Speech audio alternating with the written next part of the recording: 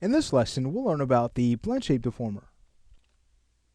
The blend shape deformer lets us change the shape of an object to the form of another.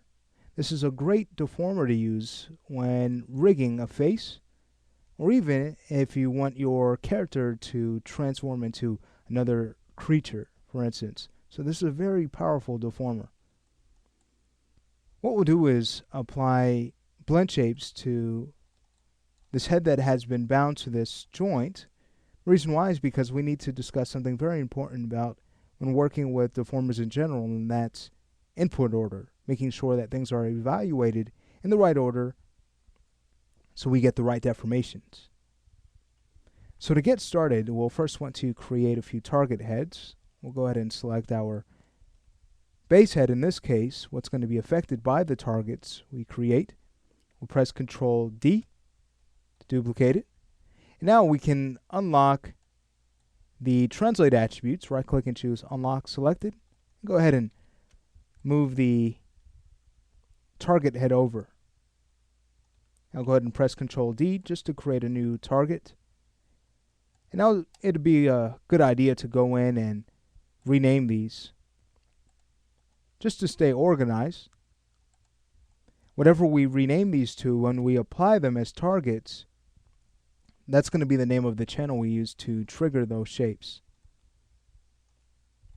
So the first one, we could always name this Target A. And I'll copy this name, Control C. We'll go to the next head, paste, and just label that Target B. Okay, so at this point, taking a look at our targets here, let's say we go ahead and start to mold them so we can see the change in shape as we trigger them. I'll go ahead and grab the soft modification tool. This is a great tool to use for molding facial expressions, but we'll go ahead and use this to create some funny looking shapes. We'll go ahead and apply that to the first target head. Start to pull this down in the y-axis to squash the head some more, and feel free to hold down the B key and use the left mouse button to intensify the effect of the soft modification tool. So there's our first one. We'll go to the next head, and let's say we bulge the forehead on this one. So we'll grab our scale box on the soft modification tool. Just go ahead and scale this. Great. So at this point we can go to select mode with the Q key. So we're ready to apply these objects as blend shapes. So it's just a matter of heading over to Create Deformers, Blend Shape Options, and I'll reset the settings. At the top, we can label our blend shape node, which is a good idea to stay descriptive, especially when working on more complex rigs. But if we don't label anything, Maya will give us a generic name. So just to show you that, let's go ahead and select our targets, followed by the object to apply them to, which is our base head in this case. So now at this point we can choose Apply, and you'll see that the blend shape node has been added. Again, Maya gave it a generic name, blend shape 1. If we were to click that, now we can trigger the targets we created. So that's really neat. Now if we were to remove this blend shape node, and we have a few ways of doing that, can either select it from here and choose Edit, Delete Node, or another way is under the Window menu, Animation Editors, Blend Shape. This is another tool we can use for triggering our blend shapes, but if we want to remove those blend shapes, we can most certainly do so by using Delete. Something else to keep in mind about this blend shape window is that if you don't have time to build an elaborate face rig, you can always animate your face using this window, simply setting keys from here. It's very straightforward. But I'll go ahead and now just choose Delete to clean all of that up. And now you'll see that the blend shape node is no longer there. Now if we wanted to, we can go in and create a name. We could always call this blend shape underscore head. And now when we choose Apply, you'll see there's the name of that node. Now we're being much more organized. Envelope, this is going to regulate how much the target will affect the base head. So for instance, if we were to trigger target B, but start to decrease the envelope, you'll see that we're getting less and less manipulation over our base head by that target, or by both targets in this case.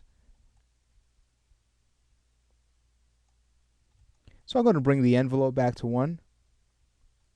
Something also nice to keep in mind about blend shapes: when we apply them initially with these default settings, you can go ahead and actually blend between the two.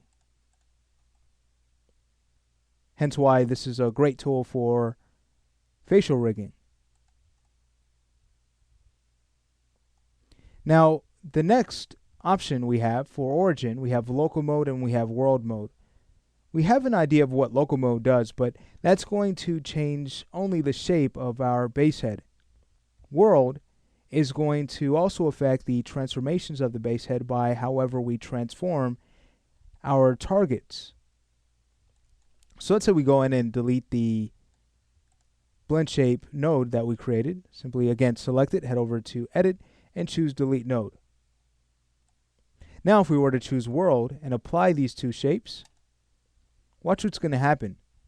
You'll see that as we start to trigger target A, the base head is going to slide to that position. Okay, same thing goes for target B. Just to show you this, I'll go ahead and create an offset. Won't go to a full value of 1. Let's say to about 80%, 0.8. If we were to take that target now and start to move that, you'll see that it's going to control the transformations of the base head. So chances are, if you're rigging a face, you're going to want to work with local, so only the shape of your targets will influence your base head. So again, I'll go ahead and remove that blend shape node. It's going to be object, delete node. Going back to local, something important to keep in mind. Let's go ahead and apply our targets once again. Something very important you want to keep in mind is that you do not want to freeze transformations on your target heads. Otherwise, the base head will slide to the position of the target. Maya uses this offset value so that no sliding will occur. So just to show you this, I'll take target A, making sure that we've already applied the blend shape. Okay, great. So I'll go ahead and take target A, and I'll go ahead and unlock its rotate and scale channels. Just right click and choose unlock selected. At this point, we can head over to modify and choose freeze transformations. Now watch this. If we were to go back to our base head and start to trigger target A, you'll see that the blend shape is going to cause the base head to slide to that position, simply because we removed that offset by freezing transformations. You can see the difference when we go ahead and trigger target B, because that offset is there. So again, make sure that you do not freeze transformations on your target head. I just undid back to before that was done. Check topology. This is a very important setting, simply because if we want good blends, if we want our targets to work effectively, it's a good idea to make sure that the topology of our target head matches with our base head. If we have less geometry on our target head than our base head, for instance, we may run into some weird distortion issues as we trigger our blend shapes. You may notice maybe gaps in your faces and stuff like that. So that can all be avoided if we just double check to make sure that our topology matches. And then delete targets. What's cool about blend shapes, I'm going to go ahead and show you this, is that we can go ahead and take these targets if we wanted to and delete them, and they'll still work. And by doing so, we've gained more speed back in our scene. However, by doing so, we're not able to go in and tweak those targets any longer. So if there was a tweak that needed to be made to, let's say, a facial shape, well, you can't do that now because you deleted the targets. So a good workflow is to go ahead and export those out. And then if you need to get speed back, simply go ahead and delete the target. When you import the head back in, you may need to remove that target, but then make the tweak you need to on the imported head and then apply that again. and we'll learn how to add and remove blend shapes a little bit later on. So that's what delete targets will do. It'll automatically go in and delete those targets. But I'll go ahead and just bring those targets back, just undoing, just to show you this. So what's great about the blend shape tool is its flexibility. We can go ahead and trigger a shape. Let's say if we wanted to make a change, we most certainly can do so. I'll grab the soft modification brush, start to pull that around. You can see now a change is now affecting the base head. So that's a look at our blend shape tool. What we'll do here is stop the lesson, because what we now need to discuss is our input ordering and making sure that things will function properly when we work with blend shapes.